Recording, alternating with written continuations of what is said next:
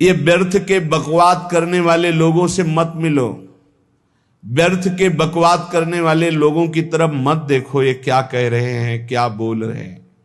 और तुम भी व्यर्थ का बकवाद मत करो।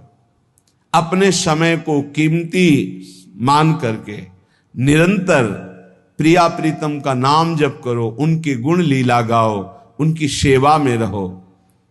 कभी प्रपंच की बातें, कभी प्रतिष्ठा का चिंतन, कभी नाना प्रकार के मान सम्मान का चिंतन, ये घुसने ना पावे हृदय में। बहुत सावधान रहना चाहिए साधक को। ऐसी बातें देखो मत, ऐसी बातें सुनो मत जिससे तुम्हारा हृदय उद्विग्न होकर प्रभु का चिंतन छोड़ दे। बंद करो अभी। अन्य लोगों के संग का त्याग कर दो, जो भगवत विमुख वार्ता करते हैं, संत निंदा करते हैं, दूसरों की निंदा करते हैं। कुछ हाथ नहीं लगता है, ये लोग दुर्गति को प्राप्त होने वाले हैं। भक्तन निंदा अति बुरी भूल करे जिन कोय, किए सुकृत बहु जन्म के छिन में दारे खोए। पर निंदा के किए ते नहीं आवत नहीं कछुआत, मूर्ख पर्वत पाप को ले चल अपने साथ। तो अलम कश्यापि संगत्या, ऐसा संग मत करो जिनके पास बैठने से भक्त निंदा, जन निंदा, भगवत निंदा हो। ऐसे से दूर रहो। अलम बंद कर दो ऐसे लोगों का संग। रात दिन हम श्यामा श्याम का नाम जप करेंगे, श्यामा श्याम के लीला गुण गाएंगे, श्यामा श्याम के ही धाम का शोभा का चिंतन करेंगे। जब तुम अपना जीवन श्यामा श्याम के चरणों में न्यौछावर कर दोगे तो पूरा भार श्यामा श्याम ले लेंगे और तुम्हारे हृदय में मस्ती आ जाएगी। जो ऐसा निश्चयी होता है, दृढ़ निश्चयी, उसके अंदर दृढ़ विश्वास, तो उसके हर समय भगवान की स्फूर्ति होती रहती है। भारी प्रतिकूलता में भी भगवान का सानिध्य अनुभव होता है। वो अनुकूलता में तो भगवान के दुलार को देखता है, लेकिन प्रतिकूलता में भगवान की विशेष कृपा को देखता है। ये संयोग, ये वियोग, संसार की ये द्वंद्वमयी वृत्तियां भक्तों के हृदय में नहीं चुभती। आए की हुज्जत नहीं, गए की तलाश नहीं, क्योंकि नित्य संयोग भगवत स्मृति के प्रभाव से प्रभु का रहता है। शोक, विषाद बहुत ध्यान देने योग्य विषय है।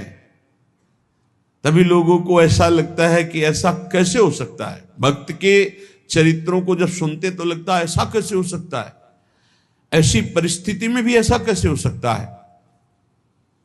क्योंकि तुम मानसिक बुद्धि से युक्त हो और वो भागवतिक स्थिति से युक्त है, इसलिए तुम उसको पार पा ही नहीं सकते। जब तुम अपना जीवन श्यामा श्याम के चरणों में समर्पित कर देते हो हृदय से, फिर उनकी कृपा से सब विघ्न दूर हो जाते, एक अपार मस्ती रहती है। नहीं तो शोक, विषाद, दुख, क्लेश, कष्ट, संताप, भय, उद्वेग, ये सदैव सताते रहते हैं। इसी से डिप्रेशन होता है। बार बार नकारात्मक चिंतन, शोक, विषाद, दुख, चिंता, क्लेश, संताप, भय, उद्वेग, यही पूरे मानसिक स्तर को नष्ट कर देते हैं। उत्साहहीन जीवन हो जाता है। जब तुम श्यामा श्याम को समर्पित हो जाते हो तो ये सब प्रवेश भी नहीं करते, एक अपार मस्ती बनी रहती है। अब क्या होगा? श्यामा श्याम जो करेंगे वही होगा। श्यामा श्याम पता नहीं कैसा करें, नहीं, वो सदैव मंगल भवन है, वो जो करते महामंगल होता है। यह निश्चय उपासक के हृदय में आ जाना चाहिए। इसलिए अपना सारा मन, सारी बुद्धि, सारा जीवन, प्रत्येक श्वास प्रभु को अर्पण कर दो, फिर देखो तुम निहाल हो जाओगे। दुख, शोक, विषाद, क्लेश, कष्ट, संताप, भय, उद्वेग, ये उसी को व्यापते हैं जिसने अपने जीवन को प्रभु के चरणों में अर्पित नहीं किया। इसलिए तुम अपना सारा मन, सारी बुद्धि, सारा जीवन, प्रत्येक श्वास केवल प्रभु को अर्पित कर दो, फिर देख लेना श्वास कैसे अर्पित की जाती, राधा राधा राधा। बुद्धि कैसे अर्पित की जाती, एकमात्र निश्चय कि भगवत सुख ही सुख है, ये जागतिक सुख सुख नहीं, ये दुख है, ये ऐसा दलदल है जिससे आज तक कोई नहीं निकल पाया। सारा मन, हम मन से केवल प्रभु का मनन करें, बार बार मन को संसार से हटा के नाम में, रूप में, लीला में, धाम में लगाएं। बहुत प्रसन्नता हो जाती है उस उपासक के हृदय में जो अपना मन बुद्धि प्रभु के चरणों में अर्पित कर देता है। भगवान ने तो इसको बहुत उत्तम स्थिति बताया है कि मेरे से कभी वो अलग हो ही नहीं सकता यदि मन बुद्धि अर्पित कर दिया। मयि एव मन आधत्स्व मयि बुद्धिम निवेशय, तो निवश्य मयि एव अत ऊर्ध्वम न संशया, बिल्कुल संशय नहीं, वो मेरे में ही निवास करेगा जिसने मन और बुद्धि अपनी मेरे में अर्पित कर दी। बहुत प्रसन्नता रहेगी उस उपासक के जीवन में जो अपने आप को मन बुद्धि सहित प्रभु के चरणों में समर्पित कर दिया है। भगवान का आश्रय लेने वाले की पहचान है हर परिस्थिति में प्रसन्न रहना। देखो आप भगवद आश्रित हो कि नहीं, देखो अनुकूल परिस्थिति में तो सब प्रसन्न रहना, लेकिन प्रतिकूल परिस्थिति में प्रसन्न रहना ये भगवान के भक्तों का लक्षण है। हर परिस्थिति में प्रसन्न रहना ये भगवान के भक्तों का लक्षण है। आनंदगन भगवान का आश्रय मिलते ही आनंद छा जाता है हृदय में। उनके पास आनंद का अभाव होता ही नहीं है। जैसे सूर्य का प्रकाश उदय होते ही सूर्य का प्रकाश संपूर्ण अंधकार को नष्ट कर देता है, ऐसे ही भगवान का संपूर्ण आश्रय लेते ही सब दुख चिंता शोक नष्ट हो जाते, आनंद ही आनंद। तुम भगवान के मंगलमय रूप को नहीं जानते हो, पर उनके मंगलमय भाव को, विधान को मानना शुरू कर दो। जो भी होता है मंगलमय होता है। हमने जीवन में देखा है, अगर इधर कोई बहुत बड़ा सुख दिया तो देर नहीं लगेगी, 24 घंटे नहीं व्यतीत होंगे और ऐसे दुख दे देंगे, जिससे दोनों का समान भाव रख करके ना दुख में तुम भूलो प्रभु को, ना सुख में फूलो, सीधे भगवत मार्ग में चल। पूरे जीवन की बात देखा है। भगवान के मंगल विधान में सदा सर्वदा सुख ही सुख है, इस बात को मान के प्रसन्न हो जाओ।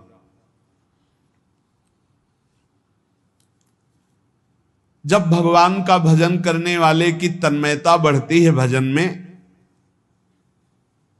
तो द्वेषी जन अपने आप तैयार हो जाते हैं। भक्त कभी किसी से द्वेष नहीं करता, अपने आप वो द्रोह करने लगते। तो नरसिंह मेहता जी से बहुत गांव के कई लोग थे जो जलते थे, ऐसे जलते थे कि अब क्या करें, कैसे मिटा दे नरसिंह मेहता जी को। अब उपाय तो मिल नहीं रहा था। तो एक दिन संतों की मंडली आई और उन्होंने कहा कि हम रास्ते में कोई चोर आदि धन ना ले ले, इसलिए यहां से किसी की हुंडी चलती है क्या द्वारिका में? पहले ऐसा था। बोले हाँ, हमारे यहां बहुत बड़े सेठ हैं नरसिंह मेहता जी, पर आप कहोगे वो मना कर देंगे। कई बार कहोगे, अगर वो स्वीकार कर ले तो वहां। और उनका लक्ष्य था कि नरसिंह मेहता जी की तो खाने की भी सुविधा नहीं थी, हुंडी कहाँ की बात आई। उनका था कि जब वो ना कहेंगे तो संतजन नाराज हो जाएंगे, अगर हाँ कह दिया तो वहां हुंडी चुकेगी नहीं, तो संतजन अपने आप इनको शाप दे देंगे, अपराध बन जाएगा, ये नष्ट हो जाएंगे। संतों को भेजा नरसिंह मेहता जी ने, सबकी दंडवत की, चरण पखाड़े। तो उनका ये इतना रुपया है, द्वारिका में साधु सेवा हम करेंगे, वहां तुम्हारी हुंडी चलती है तो आप अरे उनका आप कहाँ भूल रहे हो, यहाँ खाने की भी व्यवस्था। बोले हमें सब पहले से बता दिया गया कि आप मना करोगे, बार बार मना मत करो, हमें पता है। तो उन्होंने ठाकुर जी की तरफ देखा, बोले क्या लीला है प्रभु, संतों से हम क्या कहें, ये ले रुपए। उस समय स्वर्ण की मोहरें चलती थी, बेच के बाजार से खूब उन संतों को पवाया, उन्हीं संतों की सेवा की। और उनका अपने सेठ का नाम तो बताओ जहां हमें जाके हुंडी मिलेगी। सेठ, सावल सा सेठ। संत जन गए वहां, पूछा कि नरसिंह मेहता जी का जिन सेठ से परिचय, उनका नाम सावल सा सेठ, उनकी गद्दी कहाँ है? तो जो कुछ भक्त थे वो द्वारिकाधीश की तरफ संकेत करते कि वही हैं। बोले नहीं नहीं, वो सेठ है, उनकी गद्दी चलती। पूरी बाजार में कहीं कोई। अब संत जन एकांत में होकर के बहुत विचलित हुए, क्या हमारे साथ धोखा हुआ? नरसिंह मेहता जैसा संत क्या धोखेबाज हो सकता है?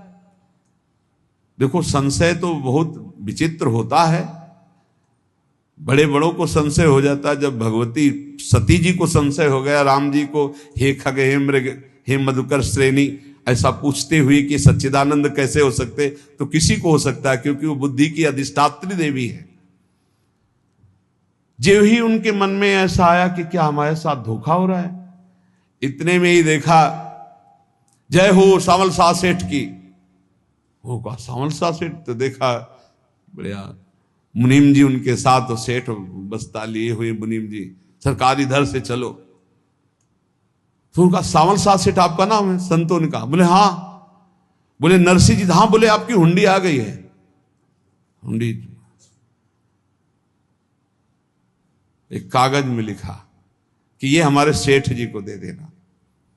वैसे लोग मुझे माखन चोर कहते, कोई कुछ कहता, लेकिन आपने सेठ बना दिया। जब आपने सेठ बना ही दिया तो आप कभी परवाह मत करना तुम। और ये सेवक आपकी सेवा में सदैव तत्पर है। भगवान ने ऐसा लिखा। जो भगवद आश्रित है, एक बार ये चलता रहता है, जो संत जन होते हैं उनके विरोधी अपने आप बन जाते हैं, किसी से कोई मतलब नहीं, अपने आप विरोधी बन जाते हैं। कबीरदास जी का पूरी काशी में यश था।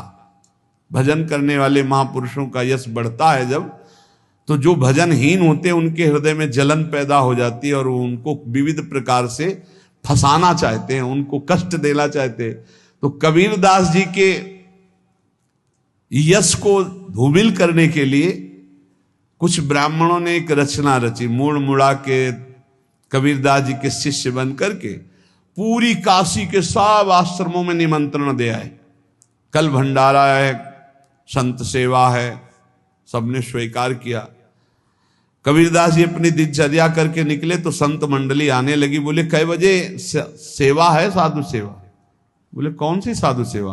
बोले कल आपके शिष्यजन निमंत्रण दे के आए, पूरी काशी के सब संत आ रहे हैं। कबीरदास जी ने कहा यहाँ तो एक की भी व्यवस्था नहीं, पूरी काशी के संत आ रहे। अच्छा, समझ में आ रहा है, लीला बिहारी तुम लीला करना चाहते हो। गए अपना निकल गए गंगा किनारे, एक झाऊ के नीचे बैठकर अपना भजन ध्यान में मगन है।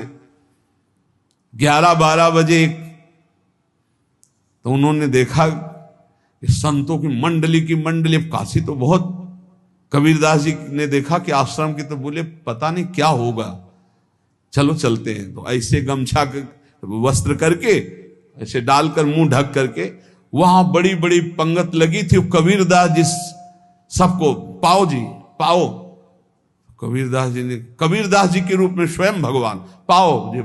कबीरदास जी ने कहा अच्छा, जब स्वामी परस रहे तो हम भी बैठ के पा ले। तो जब उसी पंगत में बैठ गए अपना कपड़ा ढक करके, और जब मोहरे की दक्षिणा दे रहे थे सब लोग कि वाह कबीरदास जी ने आज तो साधु से। सबको जब कबीरदास जी के सामने आए तो ऐसे मुंह ढके, बोले देखो जो मेरा होता है उसे मुंह छुपाना नहीं पड़ता, मुंह ढकला नहीं पड़ता। लो दक्षिणा, तुम भी दक्षिणा लो। कबीरदास जी को कबीरदास जी दक्षिणा दे रहे, और वो कबीरदास जी है भगवान, और ये पाले वाले कबीरदास जी है भगवान के जन। कभी भगवान अपने, अरे जमाने जोर लगा ले, कितना जोर लगाएगा, भक्त और भगवान का झंडा कभी न झुकने पाएगा। बिल्कुल चिंता शोक भय उद्वेग रहित जीवन भगवद आश्रित। तुम भगवान के मंगल विधान में सदा सर्वदा प्रसन्न रहो। अब ये विचार कर लो कि भगवान जो करेंगे तुम्हारा मंगल करेंगे। अब थोड़ा ऐसा बीच में लगता है कि अमंगल हो रहा है क्या, लेकिन पक्का समझो बहुत बड़ा मंगल उनका विधान होता है। बहुत ही उत्तम मंगल होता है भगवान के शरणागत का।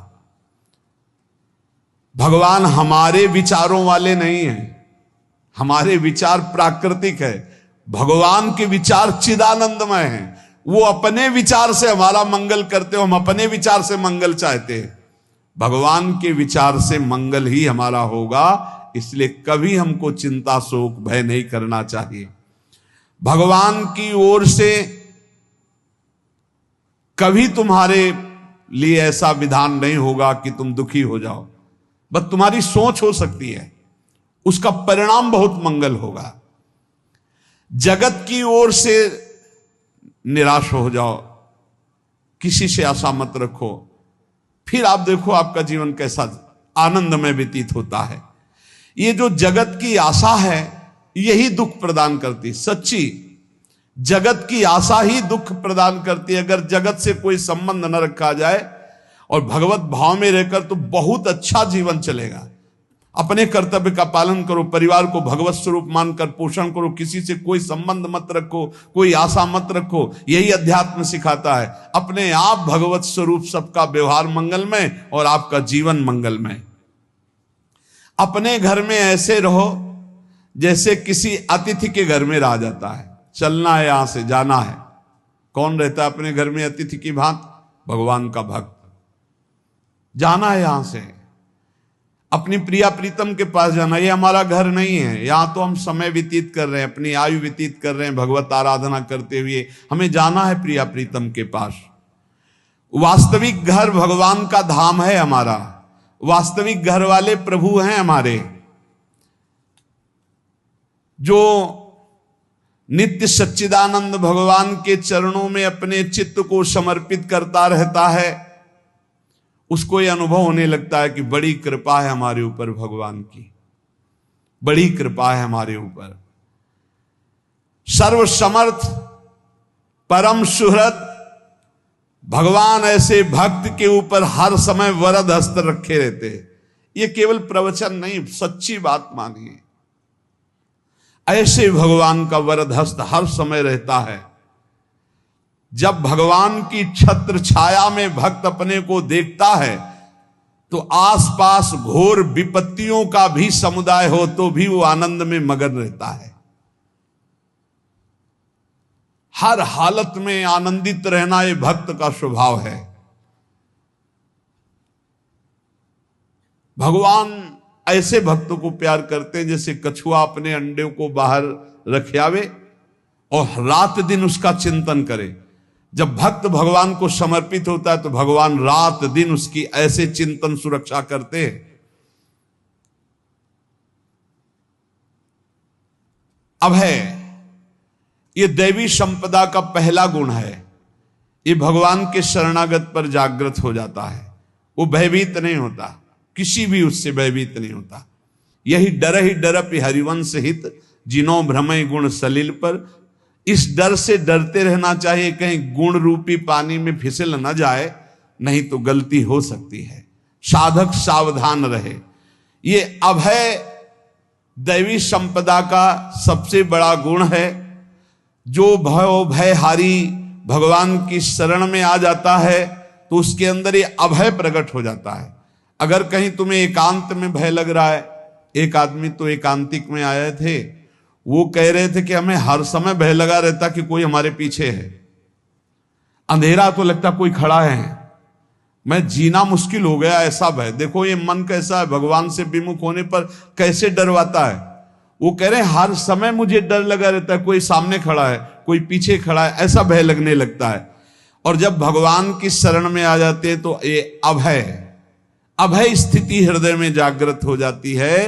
कोई भी भय आसपास आ ही नहीं सकता, यहां तक कि नरक का भी भय खत्म हो जाता है जो भगवान की शरण में है। महापापी भी पुण्यात्मा महान भक्तों के समान वो उत्तम गति को प्राप्त हो जाता है जो भगवान की शरण में हो जाता है। पर ये जो भोगों का आश्रय लिए हुए हैं, मनमानी आचरण कर रहे हैं, ये कभी उस अभय को जान ही नहीं सकते कोई अभय पद है क्या। इनको तो कदम कदम पर शोक भय और दुख की प्राप्ति होगी। कोई बचा नहीं सकता जो भोगों में लगे हैं, मनमानी आचरण कर रहे हैं। अगर निर्भय होना चाहते हो, परम सुखी होना चाहते हो, तो भगवान के शरणागत हो जाओ। सारे जगत को अभय दान देने वाले भगवान हैं। भगवान का एक प्रण है, मम पन शरणागत भयहारी। जो मेरी शरण में आ गया उसके भय का मैं नाश कर देता हूं। साधना में अवस्था मन की मानी जाती है कि आप कितने अच्छे साधक हैं। यदि आपका मन भगवदाकार है, हर समय भगवत चिंतन चल रहा है, आपके स्वप्न भागवती का रहे हैं, आपके विचार भागवतिक हैं, तो आपकी अच्छी साधना हो रही। और यदि आपके स्वप्न गंदे आ रहे हैं, क्योंकि स्वप्न में मन का ही सारा खेल होता है, और आपकी चिंतन वृत्ति वासनात्मक चल रही, तो अभी साधना का प्रभाव मन पे नहीं पड़ा है। जिसका मन हर समय भगवत चिंतन करता रहता है, वो जीते जी जीवन मुक्त हो जाता, अनुभव होता है। जैसे किसी ने कहा कि हमें कैसे पता चलेगा कि हमारा काम हो गया है, तो जैसे आप भोजन पा लेते हैं तो किसी दूसरे से गारंटी थोड़ी लेनी होती कि हम छक गए हैं क्या, आप जरा बताना हम छक गए हैं क्या। नहीं, अपने हृदय में आ जाता है कि अब मैं तृप्त हो गया। ऐसे ही अपने हृदय में आ जाता है कि मेरा काम हो गया, अब मेरा जन्म नहीं होगा। ये हृदय में आ जाता है, अपने आप अनुभव में आ जाता है। जब स्वरूप बोध होता है तो किसी और से सलाह थोड़ी लेनी होती है, वो अपने आप अनुभव में आ जाता है। हां, यदि गुरुदेव का वर्ण नहीं किया है तो फिर आपको किसी न किसी गुरु से प्रमाणित करवाना पड़ेगा। अगर गुरुदेव का वर्ण किया है तो वही मंत्र, वही नाम, वही गुरु शरणागति आपको अंदर से पुष्ट कर देगी कि आपका काम हो गया है। विषय चिंतन करता हुआ मन विषय आसक्ति को प्राप्त होता है। विषय आसक्ति को प्राप्त हुआ मन बार बार जन्म मरण और नरक को प्राप्त होता है। बस ये विषय चिंतन हटाना ही प्रमुख कर्तव्य साधना का है। बार बार मन को विषयों से हटा करके प्रभु के नाम में लगाओ, प्रभु के रूप में लगाओ, प्रभु की लीला में लगाओ। जहां भगवान प्रकट होते हैं वहां परमानंद की बाढ़ आती है। पर ये ध्यान रखें, गुलाब का फूल कांटों में खिलता है, उसकी सुगंध लेनी, फूल लेना है तो कांटों से बचाकर। ऐसे ही जब आप भगवत चिंतन के लिए चलेंगे तो आपका चिंतन चुराने के लिए माया विविध नाटक करेगी, कांटे फैलाएगी। कोई तुम्हारी निंदा करेगा, कोई अपमान करेगा, कोई उपहास करेगा, तुम्हारी अव्यवस्था हो सकती है, तुम्हारी परिस्थिति बहुत भयावह हो सकती है।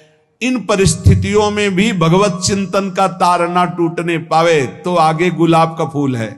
जैसे कांटे से बचाकर गुलाब का फूल लेते हैं और भगवद अर्पित करके सौरभ का सुख लेते हैं, ऐसे ही भगवान के प्रेमानंद का अनुभव करने के लिए संसार के कांटों से बचना होगा। और खिलेगा यही फूल संसार में ही, मनुष्य देह में, और योनियों में नहीं। भगवत प्राप्ति स्वर्ग में नहीं होगी, इसी मृत्यु लोक में होगी। पहले मन नहीं लगता भगवत चिंतन में, भगवत चिंतन जबरदस्ती करना पड़ता है। भगवत चिंतन जे ही प्रारंभ करोगे ते ही बहुत बाढ़ आ जाएगी पाप चिंतन की। ध्यान दीजिए, बहुत लोग प्रश्न करते रहते हैं कि हम जब भजन में बैठते हैं तो बहुत गंदी बातें आती, मन बड़ा चंचल होता है, भाग जाता है। ऐसा प्रारंभ में जब कोई भगवत चिंतन प्रारंभ करता है तो उसका मन विषयों में भागता है, गंदी बातों में भागता है। अब लोग कहते पहले तो हमारा चिंतन बढ़िया होता था, अब चिंतन नहीं होता। तो कोई सिद्ध पुरुष थोड़ी हो गए, तुम्हें जबरदस्ती चिंतन करना होगा। जगत के प्राणी में जहां मन जाए तो इसमें भी भगवान, पदार्थ में मन जाए तो उसमें भी भगवान। जहां जहां मन जाए वहां वहां भगवान देखो, या मन को हटाकर नाम मंत्र में लगाओ। ऐसे भगवत स्मृति जागृत की जाती, बार बार प्रयास करना होता है। कई लोग ये प्रश्न करते हैं कि हमसे बड़े पाप हो गए तो क्या हमें भगवान की प्राप्ति हो जाएगी? तो यहां कह रहे हैं भगवान किसी के पूर्व जीवन को नहीं देखते हैं, वर्तमान के भजन को देखते हैं। पकड़ो इस बात को। अगर वर्तमान में आज आप सुधर गए हो, नाम जप कर रहे हो, तो आप भक्त हो। ये गीता जी में भगवान ने कहा, अपिचेत सुदुराचारो भजते माम अनन्य भाग साधुरेव समंतव्या सम्यक व्यवसिता। ऐसा बहुत दुराचारी पहले रहा है, बाद में उसके मन में आ गया कि भगवान के सिवा हमारा कोई कल्याण करने वाला नहीं, हमारा कोई नहीं। तो भगवान कहते हैं मैं उसे साधु ही मानता हूं, उसे साधु बना देता हूं। भगवान किसी के पूर्व जीवन को नहीं देखते। बहुत बढ़िया बात है। कल तक हम क्या करते रहे भगवान नहीं देखते, आज क्या कर रहे हो ये देखते हैं। यदि आज आप भजन में लग गए हो, अच्छे आचरण कर रहे हो, तो आपको भगवत प्राप्ति हो जाएगी। भगवान ये नहीं देखते कि पूर्व में पुण्यात्मा रहा है कि पापात्मा रहा है।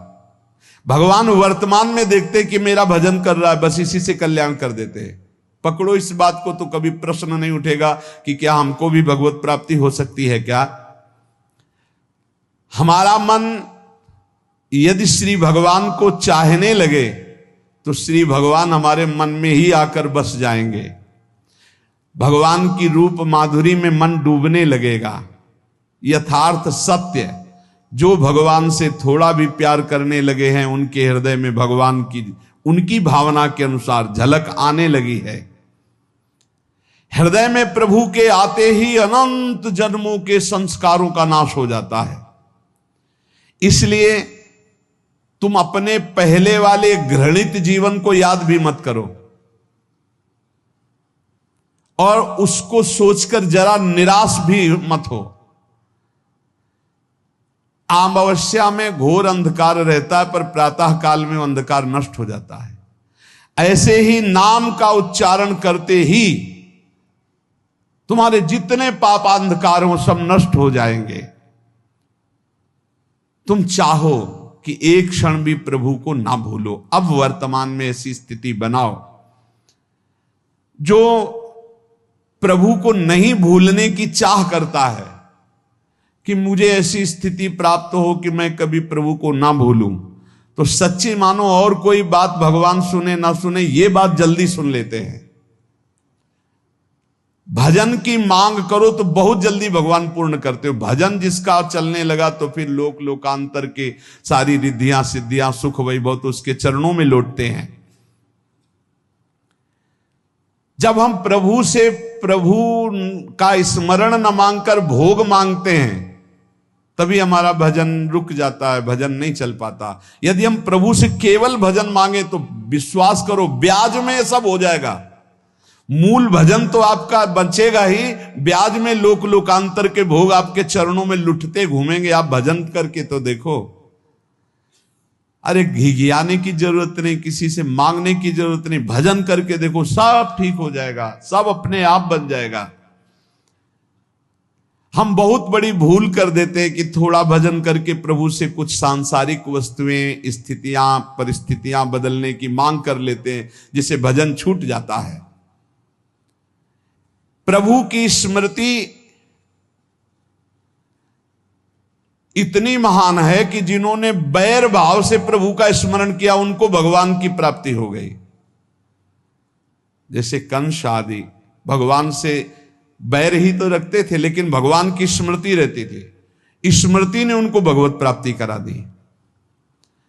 स्मृति में महान सुख है, पर वो जब भक्ति रस से युक्त स्मृति होती तब माधुर्य रस, प्रेम रस का अनुभव होता है। कल्याण तो वैर भाव से स्मरण करने वालों को भी प्राप्त हो गया। यदि आप भक्त हो और ये चाहते हो कि आपकी भागवती की स्थिति बहुत जोर की हो, तो हम आपसे प्रार्थना करते हैं कि रोज प्रभु से एक ही बात मांगिए, मुझे अखंड स्मृति दीजिए। अर्जुन जी को पूरी गीता जी सुनने के बाद यही मिला, नष्टो मोहा स्मृति लब्ध्वा। स्मृति, प्रभु आप हम पे ऐसी कृपा कर दो कि हमारे हृदय में किसी और व्यक्ति, वस्तु, स्थान की स्मृति न रह जाए, केवल आपकी स्मृति रह जाए। ये चाह भगवान बहुत जल्दी पूर्ण कर देते हैं यदि उपासक हृदय से ये बात मांगे। भगवान की कृपा से ही ऐसा हो सकता है कि अखंड स्मृति ये कर्म फल से नहीं मिलती है। प्रभु के प्रति निर्भर होकर जो दैन्यता पूर्वक प्रभु से मांगता है और हर समय अभ्यास करता रहता है भगवत स्मरण का, उसको ये स्मृति मिलती है। और स्मृति मिल गई तो इससे बड़ी कोई स्थिति नहीं, हर समय भगवान का स्मरण। प्रभु से मन प्रतिपल नया नया स्वाद लेकर के आसक्त होता रहता है, नवम नवम। प्रभु कभी बासी नहीं होते। जैसे किसी व्यक्ति को देखो तो देखते देखते मन हट जाएगा कि देख लिया बहुत सुंदर है, ठीक है, लेकिन वो एक दिन मन हट जाएगा। और प्रभु की सुंदरता नवम नवम है, प्रभु के नाम का स्वाद नवम नवम है, प्रभु की लीला का स्वाद नवम नवम है, प्रभु के धाम की शोभा नवम नवम है। जैसे आचार्य महाप्रभु हरिवंश चंद्र जी कहते, नयो नेह नवरंग नयो रस नवल श्याम वृषभानु किशोरी नव पीतांबर नवल चूनरी नई नई बूंदन भींजत गोरी नव वृंदावन हरित मनोहर नव चातक बोलत मोर मोरी नव मुरली जो मल्हार नई गति, सब कुछ नया। तो नवम नवम प्रभु प्रतिपल नवम नवम प्रभु का रूप, प्रियाजू का नवम नवम, अबहीं और अबहीं और अबहीं और है। तो कहते हैं जब मन निरंतर स्मृति में डूबता है तो जब प्रभु की रूप माधुरी प्रकाशित होती तो ऐसी नवम नवम कि कभी ये नहीं होता कि रूप बासी हो गया। ये वही रूप है जो हमने अभी देखा था, नवम नवम। इसलिए आनंद की उफान आती रहती है उपासक के हृदय में। ऐसी प्रियता, ऐसा आनंद बिना भजन के नहीं अनुभव में आएगा। इसलिए तुम विश्वास करो, तुम्हें बहुत सुंदर सुख मिलने वाला है, आगे अपार सुख मिलने वाला है। ये थोड़ा दुख का समय काट लो, जब तक जीवन है ये दुख सुख की लहर आती रहेगी, आप इसको सह जाओ, आगे बहुत आनंद है। विश्वास मान लीजिए, बहुत आनंद है। जो ये विश्वास कर लेता है वो प्रभु के मार्ग में चलकर प्रभु को प्राप्त कर लेता है। नहीं तो इतने रोड़े हैं कि आप ऊब जाओगे, बहुत रोड़े हैं। जो प्रभु के मार्ग में चलता है तो माया के बहुत से पार्षद अपना प्रभुत्व दिखाने उनके पास आते हैं, महिमा अपनी दिखाने, पर वो किसी वस्तु स्थिति अवस्था प्राणी पदार्थ का प्रभाव स्वीकार ही नहीं करता, क्योंकि भगवत स्मृति परायण है, भगवान की कृपा पर विश्वास है, इसलिए उसको कोई फंसा नहीं पाता। वो नित्य निरंतर प्रभु से घुला मिला रहने के कारण उसकी मस्ती में कोई फर्क नहीं पड़ता। माया का प्रभुत्व रखने वाले उसे फंसाने की चेष्टा करते हैं, पर उस पर किसी का असर नहीं होता। वो कहीं लिप्त नहीं होता, वो कहीं दुखी सुखी नहीं होता, वो हर समय प्रसन्न रहता है। तुम देखो, हर समय प्रसन्न रहते हो? यदि नहीं तो तुम किसी व्यक्ति वस्तु का आश्रय लिए हुए प्रभु का नहीं। अगर हां तो हर समय प्रभु का स्मरण चलना चाहिए, हर समय प्रभु के आश्रित हो, फिर देखना ये आनंद, ये प्रसन्नता क्या रूप रखती है। बड़े बड़े मस्त संतों को देखा, मस्त है, ऐसे उन्माद में मस्त। हे, उस सुख के लिए ललचाओ, कब तक जन्मते मरते रहोगे, कब तक बार बार दुख भोगते रहोगे, कब? बड़ा प्रपंच है ये। भगवान का स्मरण परम पुण्यात्मा पुरुष का हृदय माना जाता है। बहुत पवित्र हृदय, बड़ा पुण्यात्मा हृदय जिसमें भगवान का स्मरण।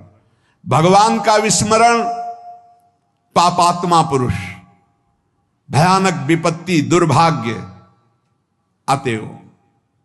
सुदृढ़ निश्चय करो, अब हम भगवान के स्मरण में अपना समय व्यतीत करेंगे।